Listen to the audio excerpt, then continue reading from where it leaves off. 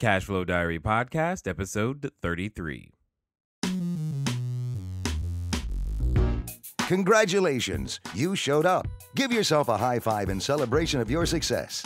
Welcome to the Cashflow Diary, where new and experienced investors come to take confident action towards their goals. Your host is a family man, a real estate entrepreneur, investor, coach, and instructor. As a master facilitator of Robert Kiyosaki's Cashflow 101 game, he's inspired many to begin their journey into creating cash flow for themselves and their family. And now, here he is to offer you the tools required to earn the income desired. Your cash flow coach, Jay Massey. All right, well, welcome to today's episode. For those of you listening for us for the first time, we definitely invite you to go over to learninvestingnow.com and feel free to download our free e-course that teaches you all about wholesaling, i.e. how to do real estate using none of your own money and credit. That's how I started. That's great. And many of you know that, but if you've never heard of how to do that, that's what the e-course is designed to do. Completely free. Feel free to go do that. And again, that's over at learninvestingnow.com. Now, today's episode, if you've been paying attention to the title, you know that I have another special guest. Well, you probably have figured out that real estate is a team sport. Wealth is a team sport. Doing this game of building cash flow takes many, many, many, many people. And you can't do it alone. You can't have the Lone Ranger John Wayne attitude and that you can do it all better by yourself. You need lots of people who fill different roles. And today we have an individual who fills a very, very important role for you and for myself as we continue to grow our businesses. Many people ask me all the time, where do you get the money? Where does the money come from? If you're not using your own money, if you're not using your own credit, how is it done? And you have to find and search out individuals who know how to help you get access to money, etc., and where the money is. And one of the untold but really long kept secrets, it's been around for a long time, is the fact that there are retirement plans that can be accessed. Most of us grow up not knowing how to access them or who to talk to and all these other things. But today, here's what I've done for you. I've got a gentleman with a very reputable company on the line to be able to discuss with you and with myself how we can better utilize his services as we go out there to build cash flow. And now we're creating returns for our friends and families as well as ourselves and help a lot more people retire. So do me a favor and welcome Mr. Ryan Rippy with the Entrust Group. Ryan? Thank you so much, Dave, for having me today. I appreciate it. I look forward to educating your potential clients, current clients, in regards to self-directed IRAs, what they are, and how does it work? How do they work? There's a lot of misinformation out there in this particular field. Would you agree? Too much misinformation, which is, and that was one of the things that I learned, because prior to being in real estate, many of you know, immediately to being in real estate, my wife and I were technically in a homeless situation, squatting a bank-owned property. But right before that, I was a financial planner, helping people with their retirement plans and things. And the information that I believe Ryan is going to share with you, I didn't know as a financial planner, and I found it very, very enlightening. Now, Ryan, you said something already that I just want to be clear. When you say the word self-directed IRA, are you only talking about, first of all, what self-direction? And when you say IRA, is that only an IRA that you're referring to, or is that, what does that mean? No, that's a great question. And before I answer that, I did want to give you a little bit of background about me and the company. We'll establish that first, and then I'll go right into that question. All right.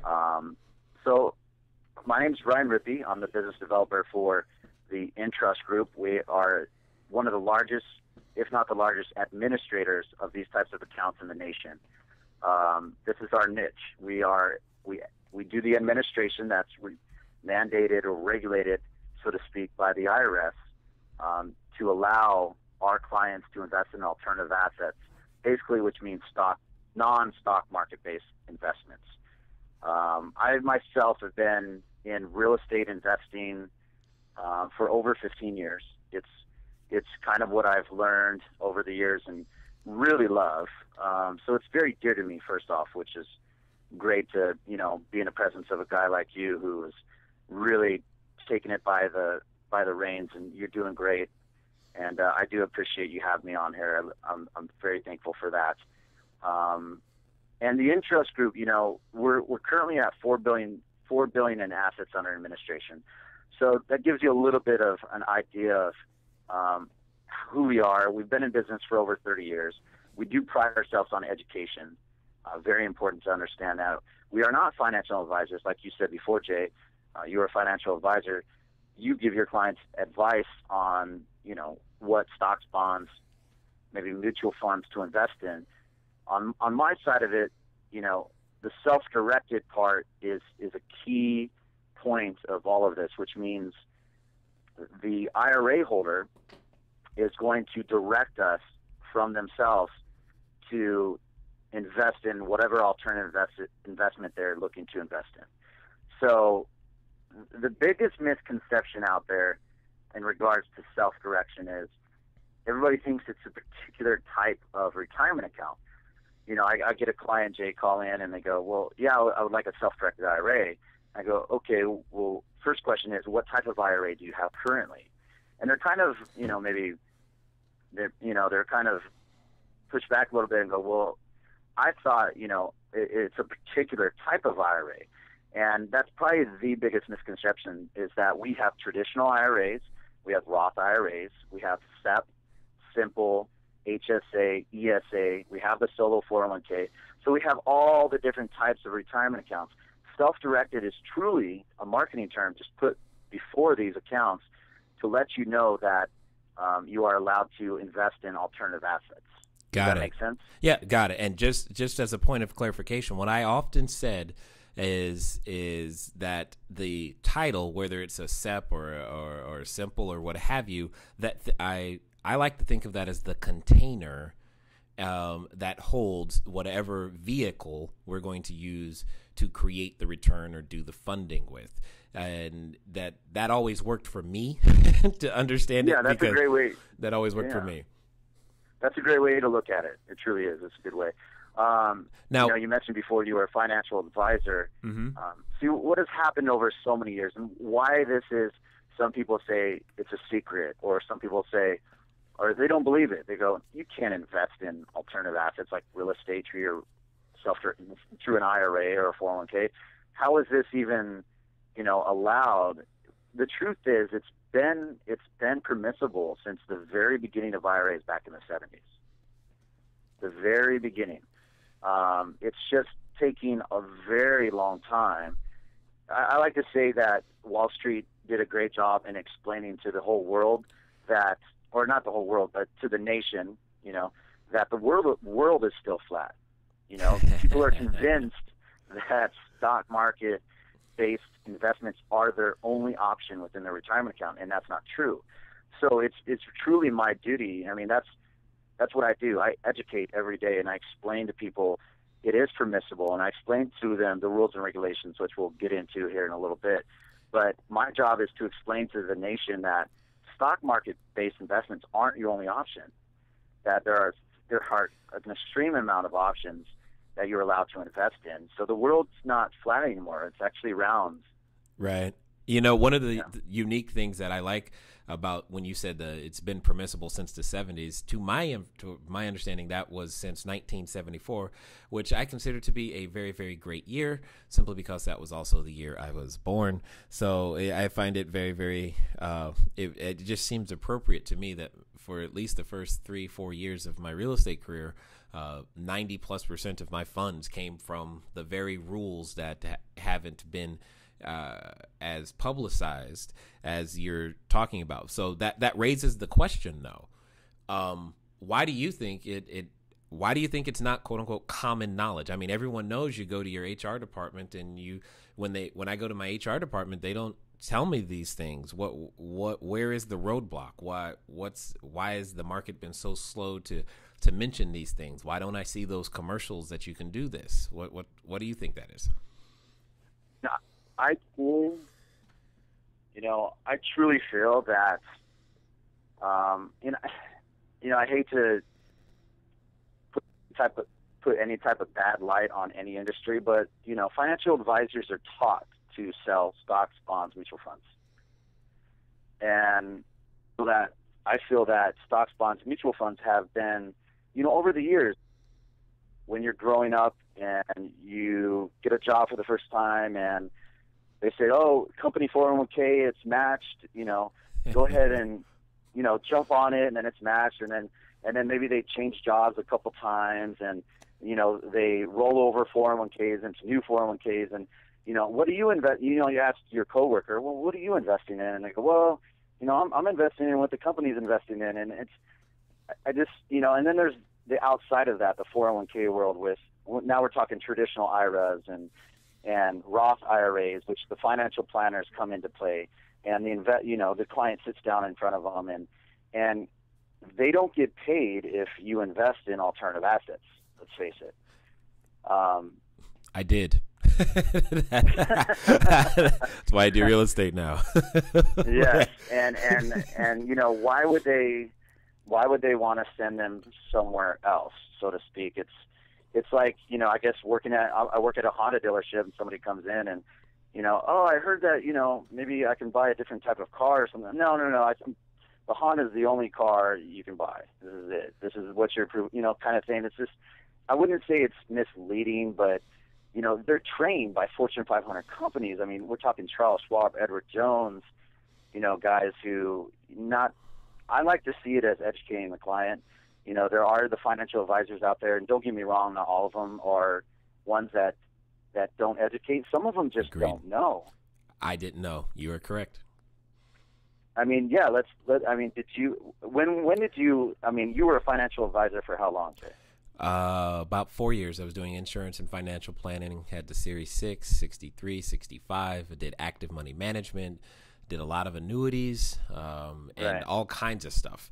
But I didn't know, because it wasn't in any book for my license to tell me that was possible. Right, and I like to say that it's not like it's not that they're being misleading. It's just they just don't know. It's just that's the whole part about it, and that's really what the hard part about my job is first off, it's like telling somebody that a unicorn does exist. You know what I mean? There's a unicorn. I promise it exists. And I have to convince them that this unicorn exists, and then I have to take them and show them that it actually exists, and then say, well, you can see the unicorn, but there's some rules and regulations to maybe keeping the unicorn or doing, some investing through it. So that's the hard part for me is, one, explaining to a client it is permissible, has been since, like you said, 74 when the IRAs were born, the individual retirement arrangement accounts. And then and then the next thing is I have to sit down with them and talk to them in regards to their particular strategy on their investment. And I have to make sure that it makes sense, because there are some rules and regulations, which we'll talk about here in a little bit, that they need to be aware of. Because here's the thing is, I'll never say it's for everybody. This particular type of strategy for your retirement account, it's not for everybody. Right. Go ahead. I was going to say, would you say that, I think you're saying that because, and correct me if I'm wrong here, but this is what I believe, is that you're saying the reason self-directed isn't for everybody is because not everybody has the same level of financial intelligence to actually understand everything that's going on within it. What would you say to that? Well, I would agree with that. And you had mentioned before, in regards to a team, you have to find the right people in your circle to make the appropriate investment. Here's the problem. And if you're talking self-directed IRAs, there's no financial advisors in self-directed IRAs. Right. Okay. I don't get paid a commission, so I can't advise. I educate. So therefore, it's very important for that client to, involve their decision making on their investment with trusted advisors or, people like you, Jay, who has that knowledge on that specific investment in real estate. Those are the people you must have in your circle, in your relationship, to be a successful investor. Exactly. I agreed 100%. 100%. And that's one of the things that I've always talked about, guys, is you've got to know you as the CEO of your investment company have to put people in the appropriate roles in which they fit best. It's your job to understand your teammates' weaknesses and strengths, and even to some degree understand their biases, because that's what we're really talking about. A financial planner who is licensed by the SEC NASD isn't necessarily the evil person. It just means that they have a certain bias, and that bias is towards their commission grid, and that commission grid is slanted towards mutual funds, annuities, insurance, and or stocks and bonds, et cetera, et cetera. And you just need to be aware of that. And what Ryan has available is a completely different option that you and I don't commonly get exposed to, and dare I say, simply because the marketing prowess of those who have the head start, if you will, is just stronger. And you and I don't typically find out about it unless we run across a podcast and try to educate ourselves, or run across Ryan in one of his hundreds of presentations that he does across the U.S. So, Ryan, I have a question.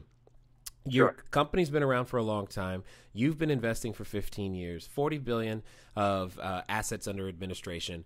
What are some of the things that you've seen your clients actually do? Like, give us 2 or 3 stories of something that they've actually done with their retirement plan. Because if they're not putting it in the stock market, how can they use this to help them retire sooner or help others retire sooner? Or what do they do? Sure, that's a great question.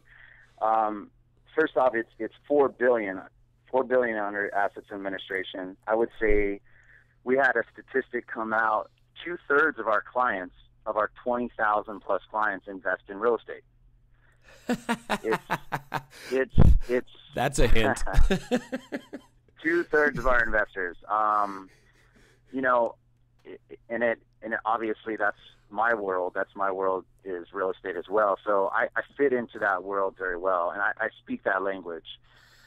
Clients, particularly, how do they hear about it? A lot of times they hear from real estate agents, or they're at a group, or like a real estate investor group, and they hear of somebody utilizing retirement funds to purchase an investment property, and whoa, wait a sec, how do you do that?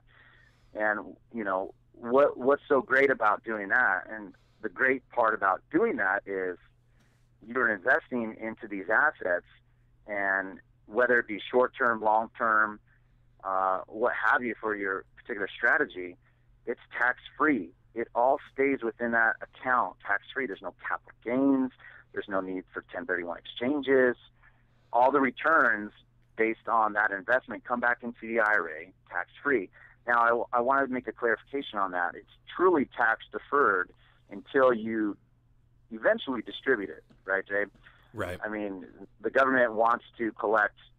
They want to get their hands in that pocket eventually, in which that's at age 70 and a half, which is your required minimum distribution years, in which they force you to start taking some type of distribution. But, moving back is, my typical client, I want to invest in real estate. Let's face it, real estate has gone up. It's gone down. I've seen, 15 plus years of it. You've seen a lot of years of it. We all understand it's in cycles, and there's certain times to buy, there's certain times to hold. But what's happening right now is a lot of inventory is on sale, so to speak. That's an understatement. It's kind of like going to Walmart, and there's the clearance aisle, and it's real estate. And there's a lot of great deals. And here's the thing: is they go in the clearance aisle and they grab that real estate.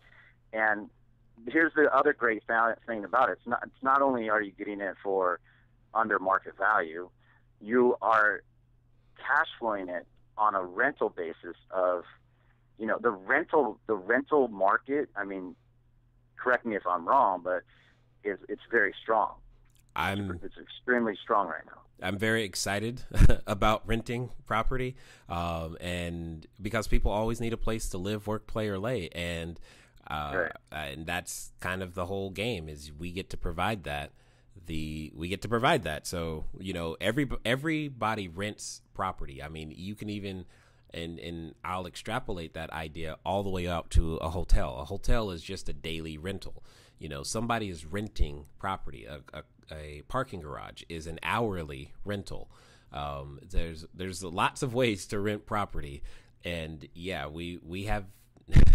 It's a great time to be the one providing the property for rent. Yes, I agree.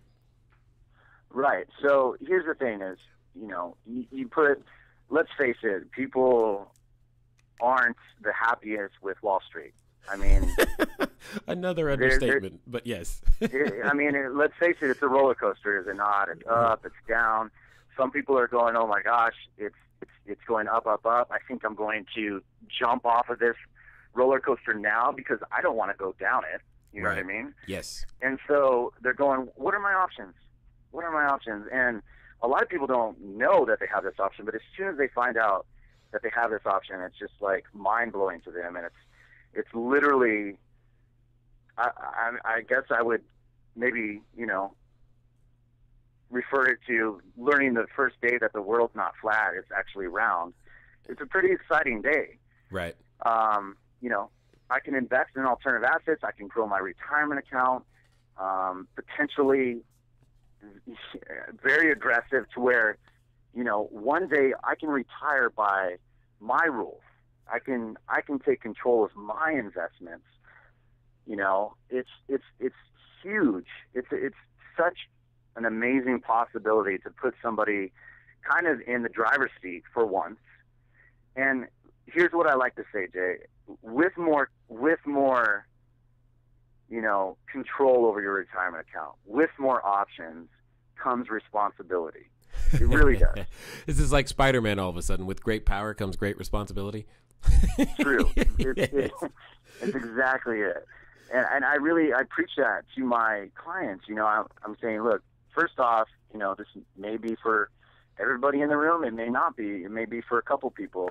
A lot of my clients will bring over partial transfers, meaning they can just keep some money in the stock market still, which will diversify them a little bit more, and then they'll bring over and test the waters out. So a lot of clients do that. So clients don't have to bring over the entire funds, over to their self-directed IRA.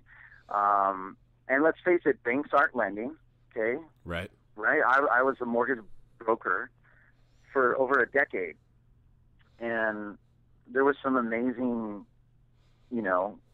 types of deals out there where we got financing done, did we not, Jay? Well, as a point of clarification, when it comes to banks not lending, just for everyone else's understanding, there are certain classes where they are, and there are certain classes where they're not. It's just that the majority of us are thinking about, single family houses.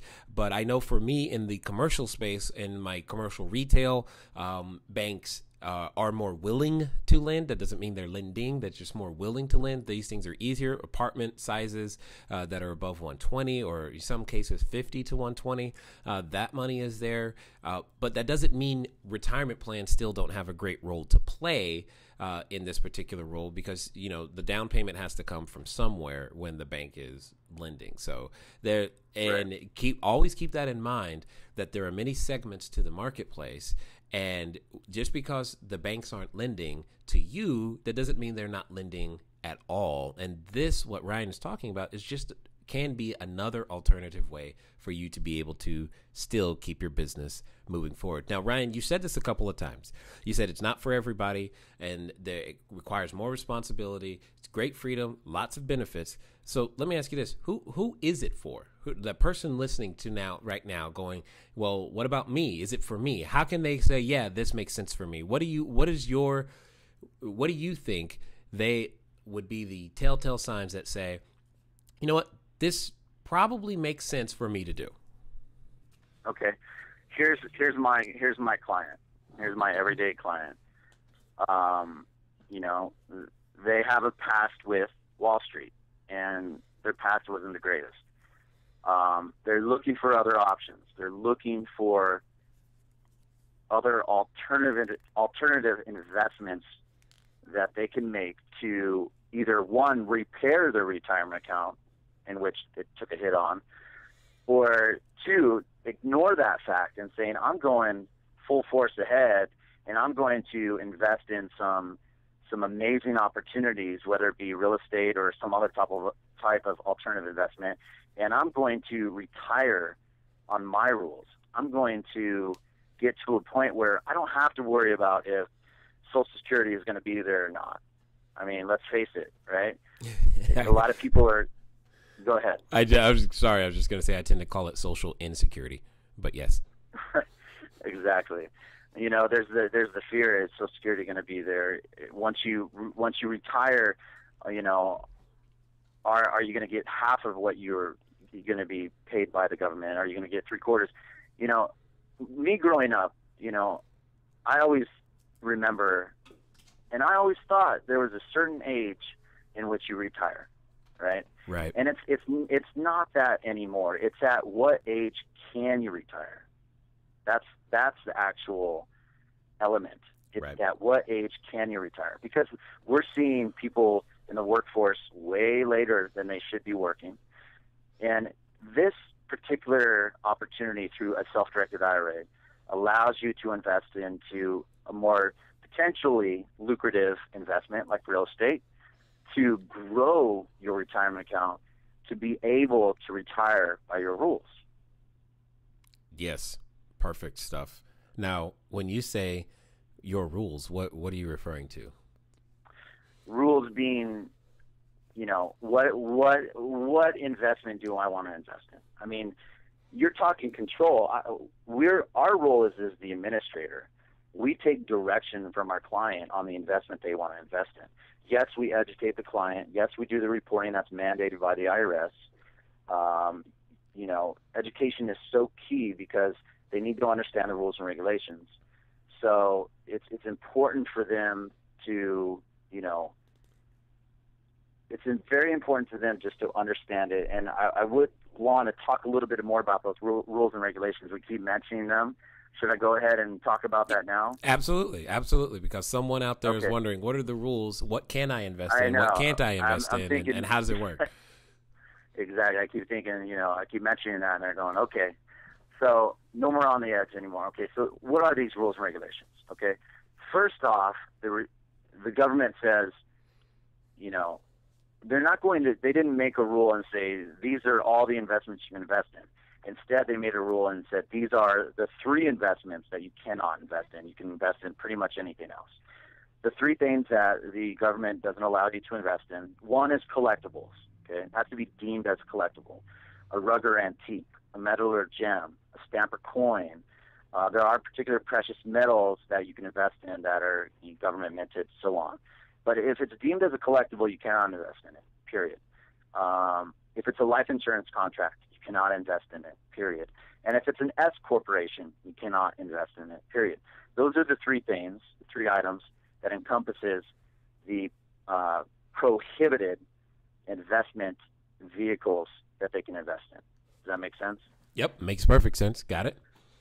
So that's the very first. I mean, okay, what am I going to invest in? Obviously, real estate is, you know, it's one of the more popular ones, so to speak. The next question is, okay, who am I investing with, or who am I buying that investment from? What this comes into, it comes into what's called disqualified persons to the IRA. So the government, you know, when they brought this back out in 1974, and they made the rules, and they said, well, if we're going to allow, you know, U.S. citizens to invest in alternative assets other than stock market-based investments, we don't want them to truly personally gain from these investments. And you would ask yourself, well, how would one personally gain from it? You know, I get a lot of these. The very first thing, I would say some of the time, a client will call and say, well, I heard I can invest my retirement account into real estate. I want to sell my primary residence that I'm in to myself, to my IRA, you know, and I'm going to carry it at like 1%. So that's exactly what the government's trying to avoid, and that's why they made the rules, is they don't want you to personally benefit from the investment. Does that make sense? Yes, even though 1% sounds really good. Exactly. Okay, so let's talk about these disqualified persons. Okay, the list starts with the IRA holder, which means, Jay, if it's my IRA, I can't invest in the property and live in it. It's got to be investment property, strictly. Okay. I Right. can't buy an investment property that I have personal interest in. Therefore, I'd be selling my personal interest to my IRA, which is prohibited. I can't loan myself money. Okay, I can't do that. The next person on the list is your spouse. So the IRA holder's spouse is also disqualified. The next person on that list is the natural lineal ascendants and the natural lineal descendants of the IRA holder, which means, Jay, if I'm the IRA holder, it's my spouse is disqualified, as well as my father, my grandfather, my great grandfather, and so on, and their spouses, and then my natural lineal descendants, which is my children, my children's children, and so on, and their spouses. Okay, so the very first thing is make this list. Okay, I'm the IRA holder. Who's my spouse? Who's my father, my grandfather? Who are their spouses? Who's my children and their spouses? Those are the people who are disqualified. Okay. As you can see, though, there's still a lot of people who you can invest with, or there's brothers and sisters. I mean, the government, for whatever reason, thought you wouldn't give your brother or sister a good deal. I mean, I probably would agree. I mean, one of my sisters, I'd give her a good deal, but my other sister, I wouldn't. Yeah, so exactly. I would almost agree. Exactly, right. Exactly. So brothers and sisters you can transact with. Aunts, uncles, cousins, step, in-laws. So there's still a lot of people that are related to you or close to you that you can still invest with. Suddenly you're hoping you have a small family, right? So that you can... Right, you're hoping you have a small family, right? Yeah, so, that's funny. That's typically, these are the rules and regulations that you really need to know about. Let's talk about personal gain. It's very important to understand that whatever asset is bought through the IRA, okay, whatever that asset may be, any of that return of that asset must flow back into the IRA. Does that make sense? Yes, but so for a point of clarification, if say for example, if I use a retirement plan to purchase a house and we improve the value and then we sell the house, you're saying the money has to go back into the retirement plan? Correct. So that asset, let's just call it real estate. Okay, I'm the IRA holder. I purchased a rental property. The rents are my return on that investment until I sell it, correct? So those rents are going to be coming back into my IRA tax-free, right back into it. I cannot personally take any of that money and truly put it in my pocket without taking a distribution and paying, taxes on that depending on my age and, that type of thing. So there's still, you got to understand, these are still retirement accounts. They are still retirement accounts. Just because now it's a self-directed IRA doesn't change the features of that retirement account. So the return on that investment must come back into the IRA, and any expenses associated with that particular asset must be paid out of the IRA. So that's the flow. The flow going out, purchase the property, do the improvements to the property, and then coming back in would be the return on the investment. And then let's say I held that, maybe it was a short-term to long-term investment. I held it for 5 years. It went up $100,000, $200,000 in value. I sold it. All that money, Jay, comes back tax-free into the retirement account. Got it. So you're saying the IRS won't do anything? They don't care? How do they even know that happened, though? Because somebody's got to say something, right? That's a great question. How does the IRS know? So I mentioned before, we, as the administrator, do the reporting that's mandated or regulated by the IRS in regards to retirement accounts. Every custodian in the nation does the same thing, whether it be Charles Schwab, Edward Jones, or the Entrust Group. We do the reporting. What is the report? The reporting is if you make a contribution to your retirement account, okay, we report a 5498. And the government gets that 5498. It shows what the contribution was, and they match it up on the tax returns. All right. if that IRA holder takes a distribution, we report that on a 1099-R. Okay. So you asked me, well, how do they know the value? So another indicator on the 5498 is what's called a fair market value. All right. A fair market value is basically a snapshot in time of what that particular IRA is worth, estimated. All right. So every year, so I'm the IRA holder, right? I bought that rental property.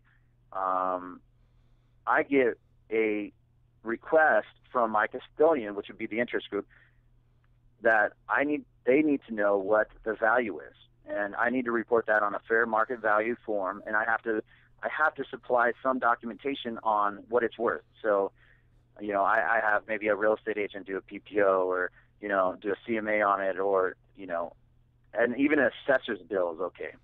So the government, well, first off, the IRA holder has to get that information for the administrator, and then the administrator has to report that value on the 5498 to the government. That is the only reporting in regards to, the value of that asset that is owned by the IRA. So if you're talking stocks, bonds, mutual funds, it's very easy for them. I mean, that current day, they can tell what the stocks are doing and what the value is. When you're talking alternative assets, you have to know it's just a snapshot of that asset, what the value is that day, report it to us, and report that to them. Got it. As you can probably tell, there's lots of information that Ryan and I have to share, and that Ryan has got for you. And I want to get right back to it, but I know those of you who have been diligently looking for that opportunity to answer the cash flow question want to make sure that you have an opportunity to do so. So I want to review that again from last time, so that those of you who did send in your answers know that, hey, I won. And those of you who are wondering, oh, what's the cash flow question and why should I care? You have an understanding as well. Anyway, basically what we do every week is we do our best to give you one question that I believe will increase your financial intelligence. And by understanding this question, you become a better investor, a better real estate entrepreneur, a better business person, or maybe even occasionally just a better person. And that's fine too. So last week's question was, of the following ratios, operating expense, debt service coverage, loan to value, and investment to value, which is the most important to pay attention to when your goal is to hold and develop property for long-term cash flow, and why? Now, one of the popular answers was debt service coverage ratio. If you don't know what that is basically a ratio of the net operating income over the debt service, also known as the mortgage payment for some of you. Okay.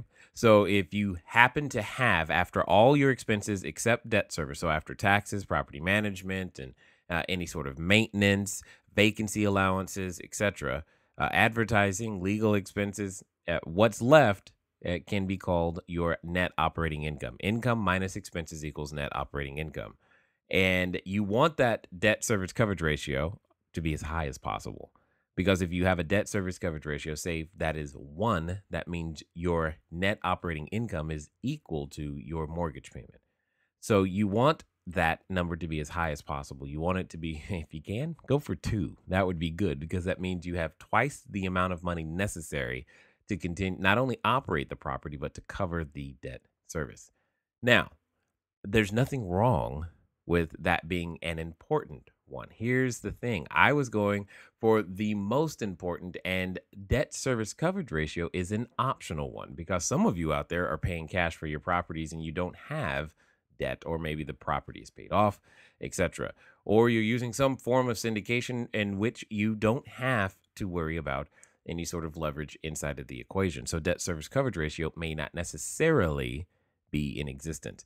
The number that, or the ratio that I want you paying attention to, is operating expense. Operating expense is by far one of the ones where money leaks out. If you're not paying attention to how your plumbing expenses, or your water expenses, or your utilities, and all of those things are key. They affect every property that you're holding. See, debt service coverage ratio is very, very important, but it doesn't affect every property. Every property has an operating expense ratio. Even if it's vacant, it just has a really, really high operating expense ratio. Okay. And you want to make sure that you're in a position to continually managing that ratio. And it's just the ratio of income to expenses. And clearly, in this case, you want to keep the ratio as low as possible. But again, the goal isn't just to beat up the expenses and pay nothing and not maintain your property. It's to make sure that you maintain quality, but you do so efficiently. An operating expense ratio is a number that you can use to make sure that that happens. If you're looking for that magic number, I don't know that there is a quote unquote magic number, but I do know this. As a rule of thumb, 40% is something that you should be aiming for. And if it's worse than that, as in higher, well, you got your work cut out for you. Look for how you can cut expenses or increase income. Or if it's already 40%, I mean, again, 40% is just kind of a rule of thumb. Go for less. We have properties that have operated at significantly less than 40%, but it's just a goal, someplace to start, someplace to have a benchmark and go from there. All right. So for those of you who want to answer this week's question, make sure you dial in to 800-689-1764 to win a copy of the upcoming book, My Cash Flow Creation System, that basically lays out my entire business plan from how to wholesale, how to do apartment buildings, how to raise private capital, and why on earth you can do it too. And this week's question is specifically designed for you to call the number because it's more of a why question than a one-word answer. Now, if you want to write a long answer and send in your answer that way, that's completely fine. It's cashflow question at cashflowdiary.com. Send in your answer there. 800-689-1764. And remember, you got to give us your details because we cannot email you a book. It just doesn't work that way. So here's the question, and it's simple.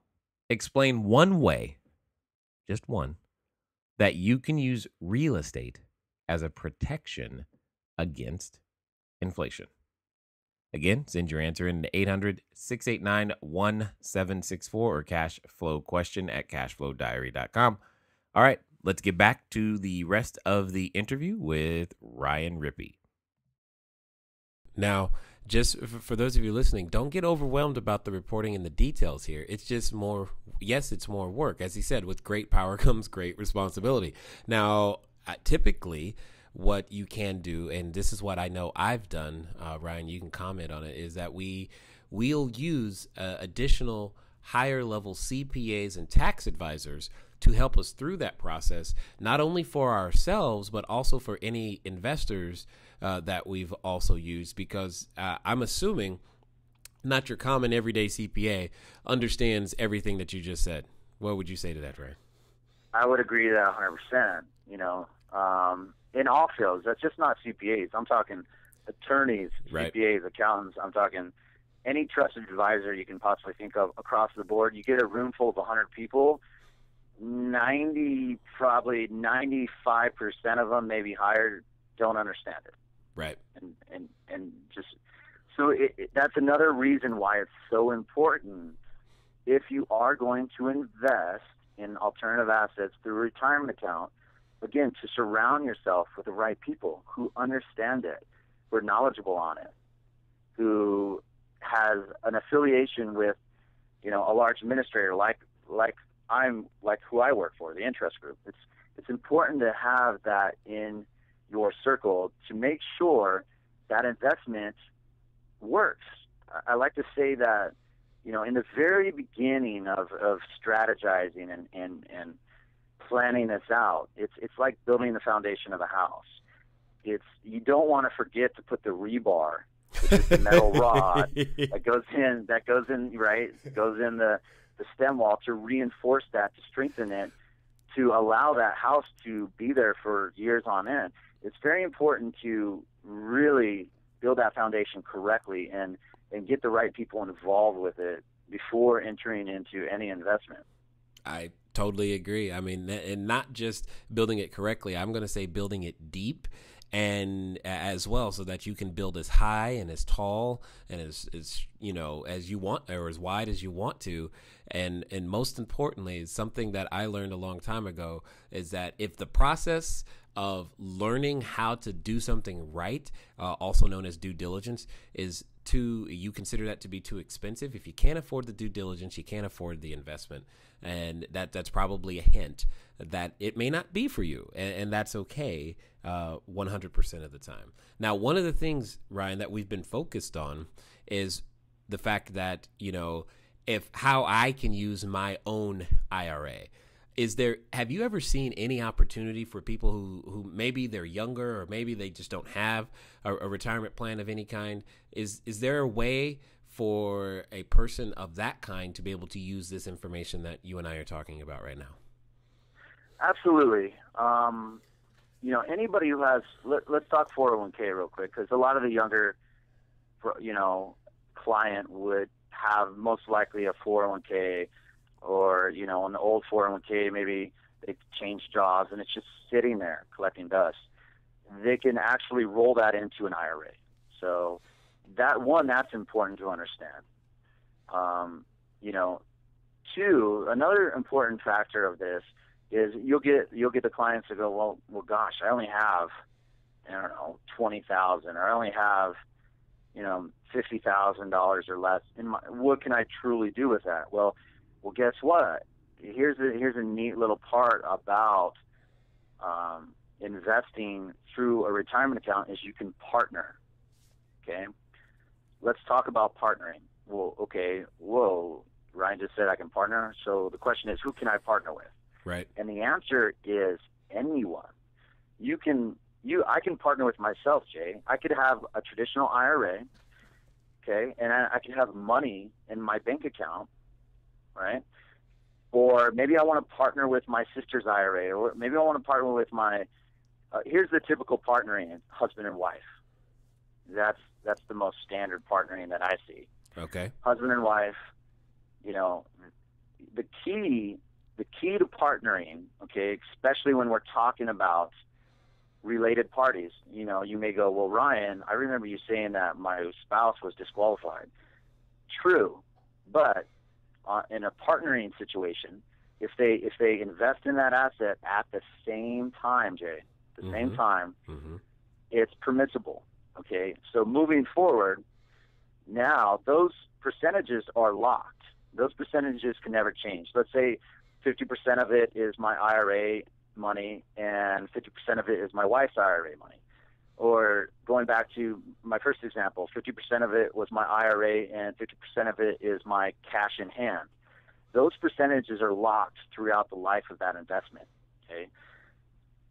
As well as the returns are proportionate depending on the percentages defined, as well as the expenses are proportionate on how that original investment it was defined.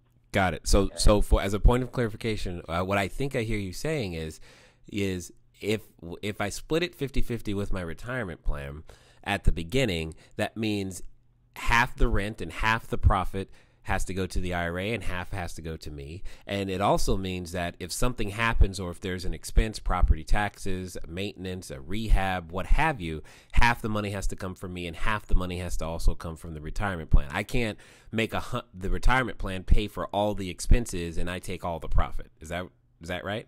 That is 100% correct. You got it right on the head on that one. So, when you mentioned, what about those clients who, maybe have a smaller account or, think, well, I can't do anything anyways, with that amount of money. Well, that's a nice, part of this equation is you potentially can. You can potentially partner with somebody else, or you partner with, a family member or yourself. A lot of clients, what they'll do is, I'll mention this. I'll go over it briefly. It's kind of off topic, but it's a very popular topic in self-directed IRAs, and it's called checkbook control. Okay. Checkbook control LLC. What is an IRA checkbook control LLC? What that is, okay, means that, let's say, because we're still on the partnering situation, let's say it's husband and wife. Mm-hmm. And a husband and wife want to invest in this retirement into this real estate. And, the whole 50%, having the tenant cut 2 checks and in expenses that has to be cut 2 checks. An alternative to that is to set up an entity, LLC. Okay, it must be a brand new entity, Jay. Okay. Which means the shares or units can't be owned by anybody. The IRAs have to be the very first entity to purchase those shares or units of that entity, and which basically is the member. So the IRA becomes the member of that entity. Whether it be just myself, Jay, I could be 100% single member LLC, or it can be jointly with a partner on it. What happens is then the IRA holders elect themselves as managing members of that entity, which allows them to have checkbook control over the IRA. So what they'll do is they'll set up the LLC, the IRA will own the shares or units, they'll elect themselves as managing members, they'll take their EIN, they'll take their articles, they'll go to a bank, set up a business checking account. We will oversee the operating agreement. We will fund that checking account with the IRA money. And now the LLC is the one who's buying those assets. And then it's one check going out, one check coming back in. Nice. So it's an option. It's a popular one. I mention it because truly when your clients go out there and go, oh my gosh, what is a self-directed IRA? And they start researching it, they're going to see a lot of this checkbook control.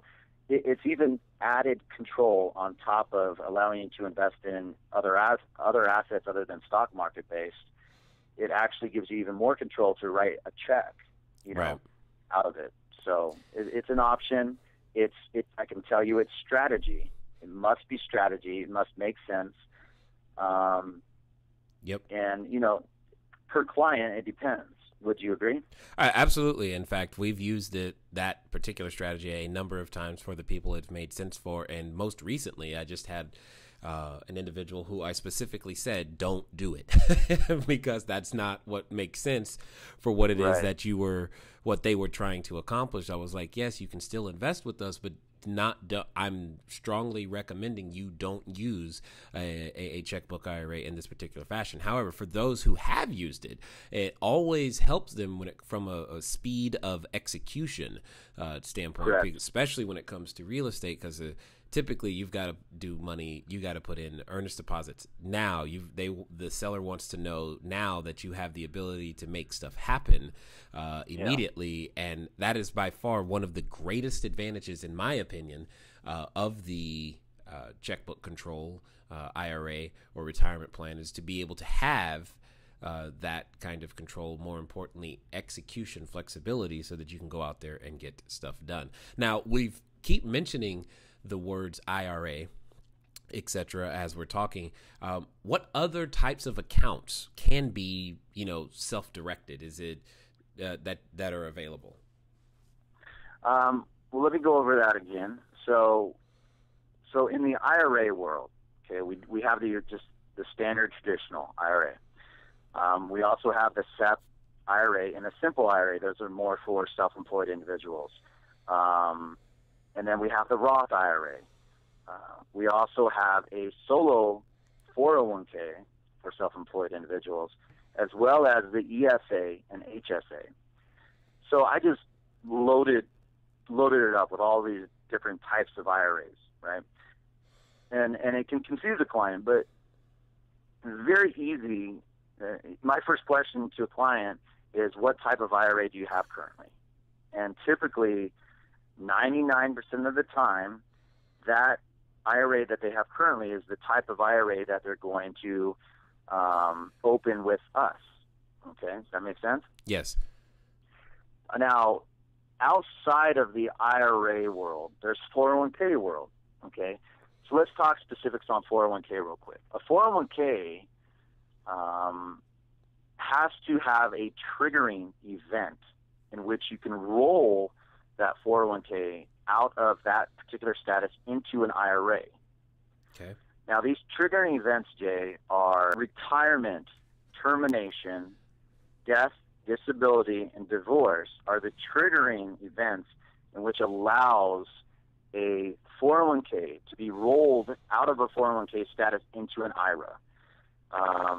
So a lot of people will come to me, Jay, and they're like, oh, great, I can roll over my 401k. The first question I ask them is, are you currently employed with your 401k? And, because if they're currently employed, 9 times out of 10, Jay, they're not going to be able to roll it out from that status into an IRA unless this is a neat little provision that is becoming a little bit more known in plan documents of 401ks. It's called an in-service withdrawal provision. What that basically means, Jay, is an in-service means they're still employed, and then the withdrawal allows them to roll out a percentage or maybe a portion of their 401k into an IRA. And it's a provision that's been adopted by the plan administrator. So if you're listening today and you have a 401k and you're still employed and you're going, darn it, call your plan administrator, ask them if you have an in-service withdrawal. You may or may not. If you don't, it needs, the 401k will need to hit one of those triggering events, again, retirement, termination, death, disability, or divorce, and able to roll any of those funds out into an IRA. Absolutely. Now, in the past, and just as a note, what I've asked people to do, instead of just calling their plan administrator, I actually asked them to ask for a copy of their summary plan description. You're right. You're right, Jay. I've seen these, and if you do get one of those, look right in the beginning under the table of contents, and just look down that, and you'll see in-service withdrawal provision, or maybe any other alternative provisions, and that's where they would look. The funny thing is that many of the plan administrators, or at least the people who answered the phone, didn't even know that was there. Oh, wow. And that could be the case. That could definitely be the case. Yeah. Totally understood. So, yeah. Ryan, I'm just kind of curious, that we've invested this time. What would you say, if I've been listening this entire time going, man, I feel like I should do this. How can we get in contact with you next? What's the next step? How do I pursue, understanding, this whole self-directed a little bit more? And more importantly than that, how cumbersome is the process to get it done? What's it going to take? That's a great question, Jay. First off, I want to explain that I can handle any client in any state in the nation. Okay, so I'm not limited to anything. So anybody in the nation I can help. How is this process work? The very first step is to set up an account with me. It takes 2 to 3 days, Jay. It's pretty simple. It's just regular, information in regards to the IRA holder, their beneficiaries, what type of IRA they're looking to create with us, how the money's coming over. So if it's a transfer, that means it's an IRA to an IRA. So, for instance, if you have a traditional IRA, you would be transferring that IRA to the new IRA that you would set up with us. If it's a 401k, it would be considered a rollover. Those are kind of some of the industry terms. To set up the account, 2 to 3 days. To receive the money from the resigning custodian, that process can take a week to 2 weeks, typically. But I always like to tell a client, if you've done your research, you mentioned before due diligence. I can't stress the importance of that. If you do your due diligence and you're ready to do this, you can literally set it up and get it funded and ready to invest less than 30 days. I like to say that. Nice. Now, how you would contact me if you'd like to, first off, you guys can contact me if you have any questions. You're not bothering me. This is what I do. I love educating clients. I'm very knowledgeable in this space. There are some things that we didn't go too far down the rabbit hole. So there are, there's more in regards to if you're going to invest in an active operating business, or you want to bring leverage in on an asset that's owned by an IRA. How does that work? What does it fall under? Those terms I'm talking about are unrelated business income tax, unrelated debt financed income tax when you bring in leverage on an asset, what type of reporting you have to do on that. So if there's more you want to chew off, if there's more you want, just call me or email me. My phone number directly to my office, it's 949-420-4524. I'll repeat that. 949-420-4524. My email address, if you just want to email me some questions, that's perfectly fine as well. The email address is rrippy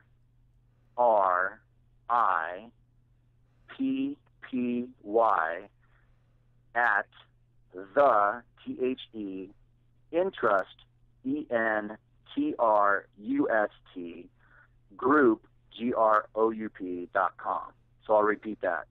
So it's my first name is Ryan, my last name is Rippy. So Rippy, RRIPPY at, and then the name of the business is the Entrust Group. So it's THENTRUSTGROUP.com.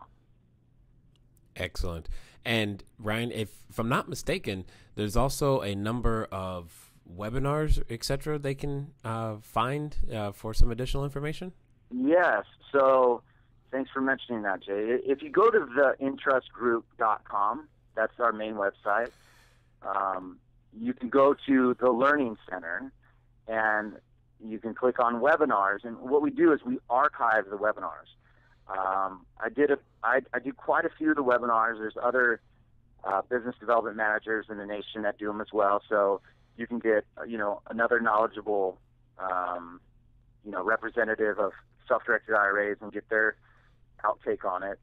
I did one that was real popular not too long ago. It literally went for an hour and a half, Jay. It was on Checkbook Control LLC, which is a great one that's archived. So there's a lot of great information on our site. You can visit that. If you want just the link to it, or if you go, hey, Ryan, you mentioned this, on the podcast with Jay, would you just email it over to me? Just send over an email for your request, and I'll get it over to you.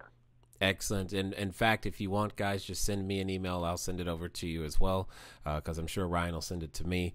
And Ryan, just, and in closing, what would you say to that person who's either A, considering building cash flow, considering getting started in real estate? They're wondering, how on earth, where's the money? Well, how do I do this? How do I make this happen? Is there anything that you would like to say to that person who's ready to take on life and ready to take on their retirement plan or the retirement plans of others to begin to build a new future? Well, there's two things.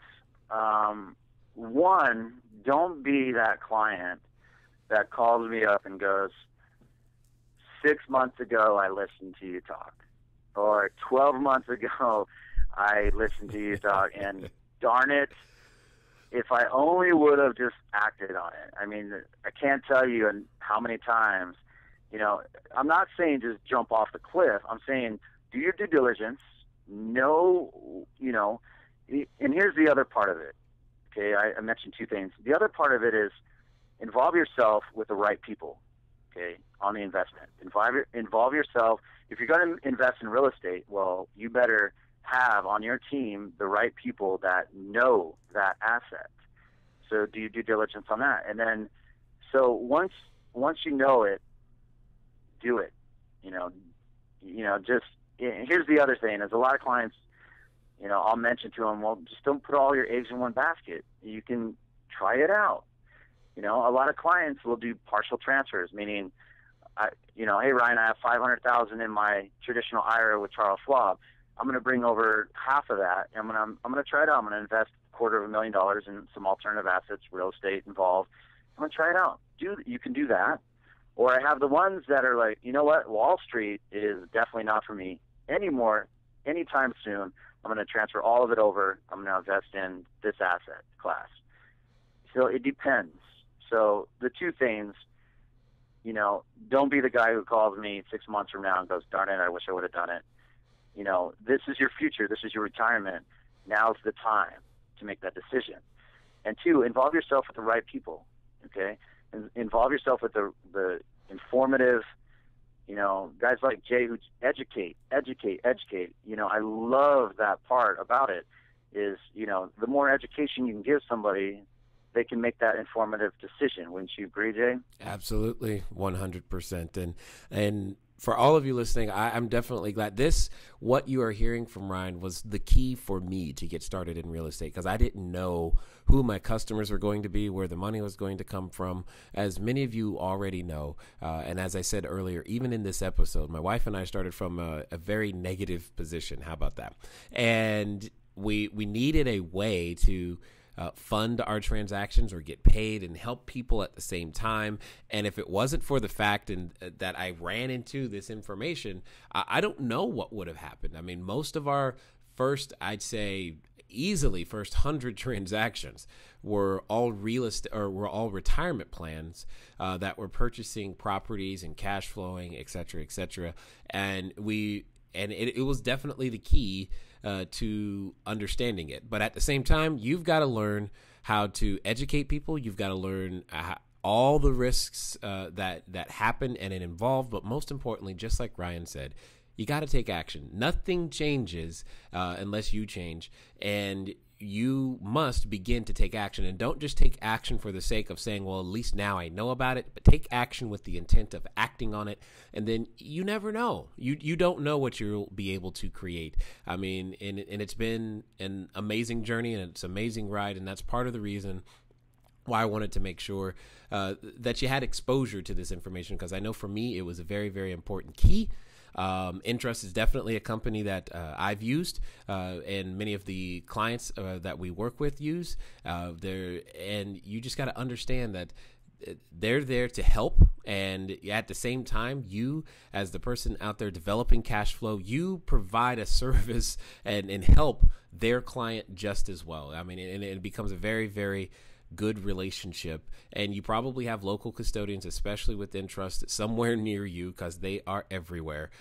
So feel free to give Ryan a call. Definitely look him up, because it's rare when you can find the people that you need to help and they come to you so easily as you listen to a podcast on your iPhone, as you're working out or doing whatever it is that you're doing right now.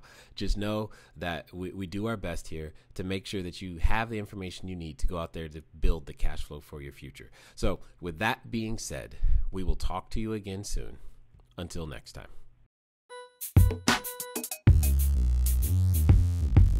Thank you for investing your time with Jay Massey and the Cash Flow Diary. When you have a moment, please visit iTunes and leave a positive comment about the show. And go now to our website, cashflowdiary.com, to take advantage of our free business building course, Cash Flow Foundation. Gain the knowledge, understanding, and skill that will teach you how to never need a job again. Until next time.